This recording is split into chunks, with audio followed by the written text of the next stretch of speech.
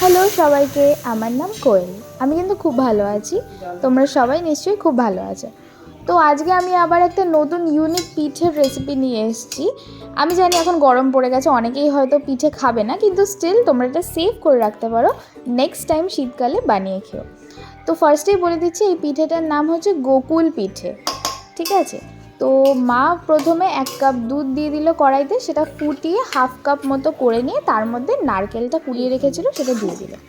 তারপরে নাড়াচাড়া দিয়ে তার মধ্যে দিয়ে দিল হচ্ছে গুড়, যেটা আমরা শীতকালে স্টোর করে রেখেছিলাম। আর এবার গুড়টার সাথে নারকেলটা ভালোভাবে যখন মিক্স হয়ে যাবে, এরকম কনসিস্টেন্সি হয়ে যাবে, তারপরে এটার মধ্যে দিয়ে দেবে তোমরা আমুল, যে গুঁড়ো দুধটা হয় সেটা। ওটা দিলে টেস্টটা প্রচণ্ড সুন্দর হয়, তো ওই জন্য আমি মাকে বলেছিলাম ওটা দিতে। তো ওটা দিয়ে একটু নাড়াচাড়া দিয়ে নেওয়ার পরে এটার মধ্যে দিয়ে দিতে হবে চালের গুঁড়ি, যাতে বাইন্ডিংটা খুব সুন্দর হয়। তোমরা কিন্তু এই জিনিসটা দিয়ে নাড়ুও বানিয়ে খেতে পারো, চালের গুঁড়িটা না দিলেই হবে, ঠিক আছে। নাড়ুর রেসিপিটা না হয় পরে কোনো একদিন দেখাবো। আর তারপরে দিয়ে দিলাম হচ্ছে সন্দেশ। শীতকাল হলে নলেন গুড়ের সন্দেশ দেওয়া যেত, কিন্তু এখন যেহেতু শীতকাল নয়, তাই কি করা যাবে, যে এটা পাওয়া যায় দোকানে সেই সন্দেশটাই আমরা নিয়ে এসেছিলাম। তো দেখো ঠিক এরকম কনসিস্টেন্সি হয়ে যাওয়ার পরে সেটা নামিয়ে রাখবে। এটা কিন্তু ক্ষীর, খালি খালি খেতে দারুণ লাগে। তো এই কড়াইটার মধ্যে মা দিয়ে দিল অনেকটা পরিমাণে দুধ, আর এইটার মধ্যে দিয়ে দিয়েছিল হচ্ছে চিনি আর গুড়, যেটা অফ ক্যামেরাতে দিয়ে দিয়েছিল, আমি ক্যামেরা করতে ভুলে গেছি। তারপরে তেজপাতা আর একটুখানি এলাচ দিয়ে এটা ফুটানোর জন্য সাইডে একটা গ্যাসে বসিয়ে রেখেছিল। আর তার পাশাপাশি মা এখানে পিঠেগুলো তৈরি করে নিচ্ছে। তো আগের দিন তোমরা আমার ভিডিওটা নিশ্চয়ই দেখেছিলে মুগের পুলি বানিয়েছিলাম যেই ডোটা দিয়ে, সেই ডোটাই মা রেখে দিয়েছিল নেক্সট দিন, সেটা দিয়েই আমরা আবার এই গোকুল পিঠেটা বানাচ্ছিলাম। তো দেখো ফার্স্টেই ওই গোল গোল করে লেচি কেটে নিয়েছে গ্লাস দিয়ে, যাতে একদম প্রত্যেকটা শেপ যাতে পুরো সমান হয়। হাত দিয়ে করলে না প্রত্যেকটা শেপ সমান হয় না।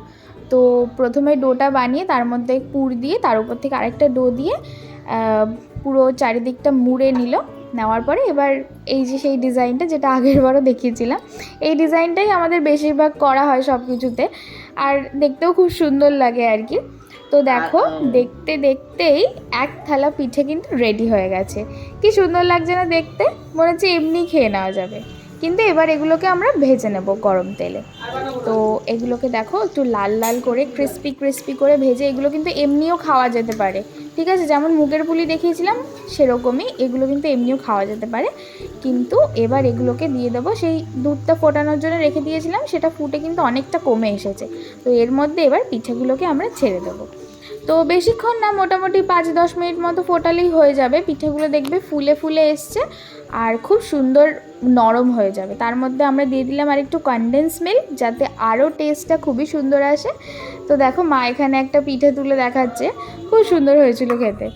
তো এবার আমি নিজের জন্য প্লেটিং করে নিচ্ছি আর কি। আমার তো এইসব পিঠে খেতে প্রচণ্ড ভালো লাগে। তো দেখো এখানে আমি আমার জন্য তুলে নিচ্ছি, আসলে আমি না, মাই তুলে দিচ্ছিল আর কি। আর এটা দেখবে আমি কাটবো একবারেই কেটে যাবে, এত সুন্দর নরম হয়েছিল আর প্রচণ্ড টেস্টি হয়েছিল খেতে। তো তোমরাও বাড়িতে বানিয়ে খেও, আশা করি খুব ভালো লাগবে। এই রেসিপিটা ফলো করো, আর যদি এখন না খাও তাহলে শীতকালে বানানোর জন্য সেভ করে রাখতে পারো। টাটা।